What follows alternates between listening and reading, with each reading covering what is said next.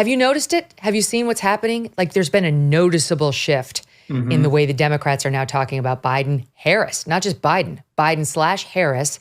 I'm not going to say it started with David Ignatius at the Washington Post and his piece saying they should not run, saying neither one. He wasn't saying Biden should go. He was saying they both need to go. She had her opportunity. She hasn't connected with the American populace. That wasn't the first thing, but I mean, it's the first in a several-day cascade of hits on them because you've got that. Then you had a couple of, there's been some pieces in the news. And then there's been person after person talking about how she necessarily might not be the running mate. I'm going to show you a couple things here. Let me start with this. CNN's Daniel Dale, the favorite fact checker of Donald Trump and only Donald Trump. I mean, literally like only Donald Trump and sometimes RFK Jr. decided to emerge with one on Joe Biden's lies. Listen to this, Hot 6. This president has a pattern at this point of either inventing or embellishing stories about his own past, his biography. He did it 3 times in one speech last month alone. He claimed he had witnessed a bridge collapse in Pittsburgh when he actually showed up about 6 hours later. He claimed that his grandfather had died just days before he was born himself at the same hospital. In fact, his grandpa died more than a year before in a different state, not the same hospital. And he also repeated a favorite false story that I and others have debunked over and over again about a supposed conversation with an Amtrak train conductor he was friends with, who was actually deceased at the time the conversation would have had to take place. Previously in his presidency, he claimed at one point he'd been arrested during a civil rights protest when, in other versions of the story, he just said an officer had taken him home from a protest. He said he had visited the Pittsburgh synagogue where worshipers were killed in a 2018 mass shooting. In fact, he had actually spoken to the rabbi, but never went. He said that he used to drive a tractor trailer, used to drive an 18-wheeler. Never happened. The White House later clarified he used to drive a school bus at one point as a job briefly. School bus, of course, not an 18-wheeler. This is an unfortunate pattern that keeps coming up again and again with Joe Biden. It is unfortunate, Rich. Very unfortunate. Glad they finally caught on. Yeah. So first of all, my apologies if there's some mowing sounds. I live in the suburbs here. I have a very nice office with big windows, and there's some industrial strength mowers circling. Wait, so can I tell you something? What you need is an Abigail Finan, because she is like the little neighborhood policeman here. If that happens, she literally runs out and yells at. She hides in the bush. She's like, "Could you be quiet for the next 45 minutes? Bye." So look, it's unavoidable. You can't ignore it. You can't hide it. That accounts both for the David Ignatius column that kind of set off this little media spiral about Joe Biden, and is why even the CNN fact checker has to notice. And Biden is just a classic bloviator. You know, he tells the stories over and over again. And I find myself doing this in speeches sometimes. The story, it never gets worse, right? A story never gets less interesting with the telling. And he's such a talker. He's such a self-glamorizer. This is just what he does. And over 40 or 50 years, every story basically is going to become false, or he's going to convince himself of things that aren't true because it makes. Didn't Brian Williams get fired from his role as NBC nightly news anchor for less than this? I mean, it's like they had him in a couple of whoppers, but this is exactly what he got fired for. And yet you have a serial fabulist at the top of the government. I want to talk about more of the cascade. That was one example. I've never seen CNN do that before on Biden. So that's CNN and the Washington Post with that David Ignatius piece, which, by the way, is well worth our viewers' time. You should go back and just Google it and read it. It's pretty good. It's pretty powerful. I like him. He's a lefty, but I like Ignatius. Anyway, here's a couple of other examples. So after the Ignatius piece, Joe Scarborough on MSNBC, who used to be a Republican, now says he's an independent, he sounds like a Democrat, comes out with the following admission, top 5. When it comes to Joe Biden, people say, man, he's too old to run, isn't he? I mean, he's not really going to run. When I say every discussion, I don't mean 99% of the discussions. Every discussion. We got it. I asked Reverend Al if he was hearing it all the time on our show this past week. He's hearing it as well. Democrats off the air will say Joe Biden's too old. Why is he running? On the air, they won't say that.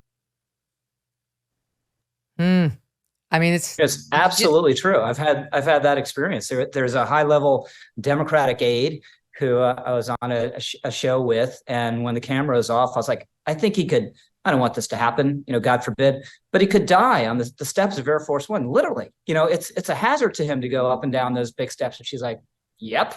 But she wouldn't go on air and suggest any such thing. Now that they have him using the shorter steps, which I think is wise, going directly into the underbelly of the plane.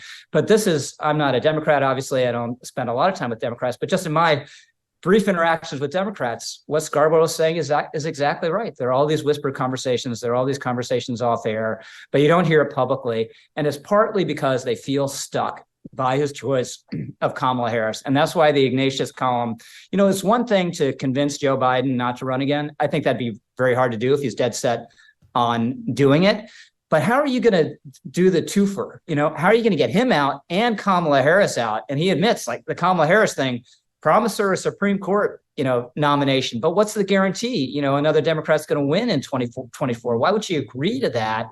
And if she's all aggrieved, it could turn off some Democrats. And if they're running against Trump, it looks like it's going to be 16, it's going to be 20 again. It's going to be really close. And you wouldn't want to make that risk. So I think that's the main thing that's bunched them up, that's made them feel trapped, is Joe Biden made the worst vice presidential selection in probably a century.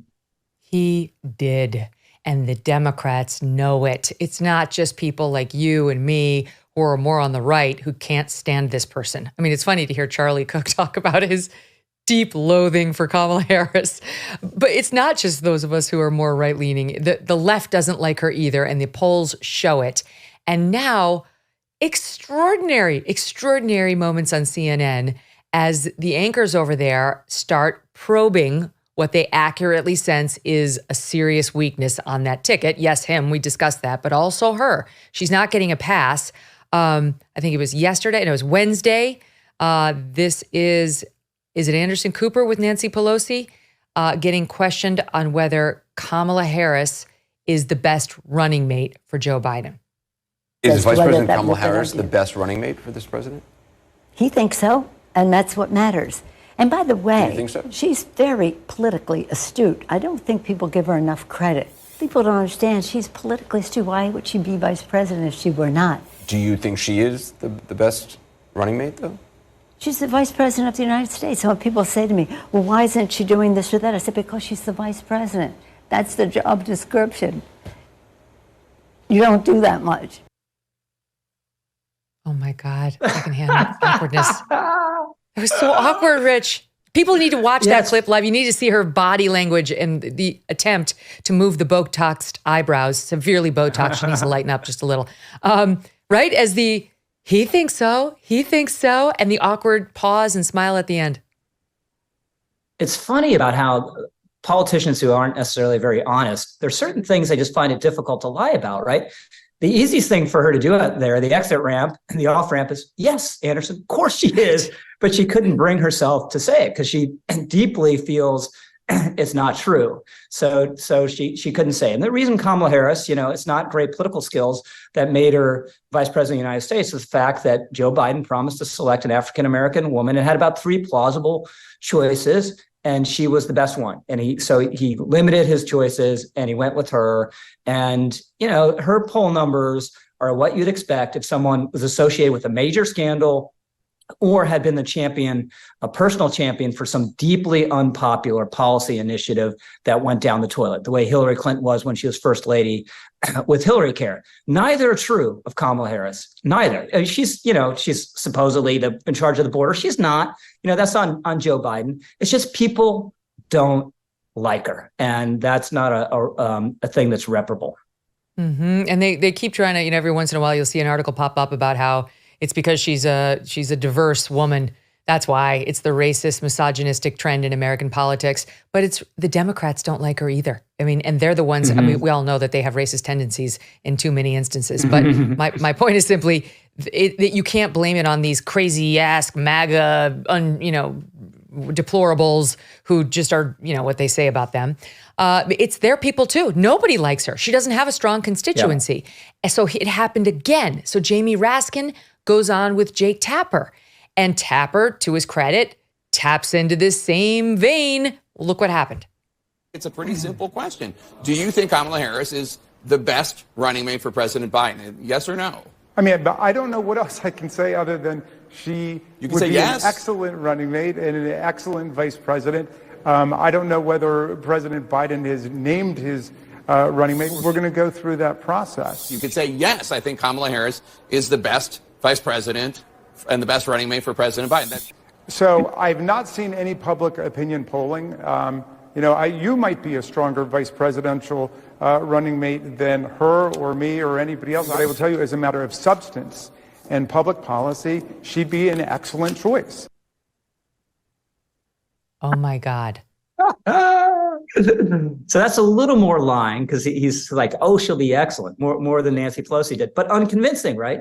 Because he clearly doesn't believe it. Convicting a Murderer is a new 10-part true crime docuseries from Daily Wire Plus, hosted by Candace Owens, that dives deep into the infamous case of Stephen Avery.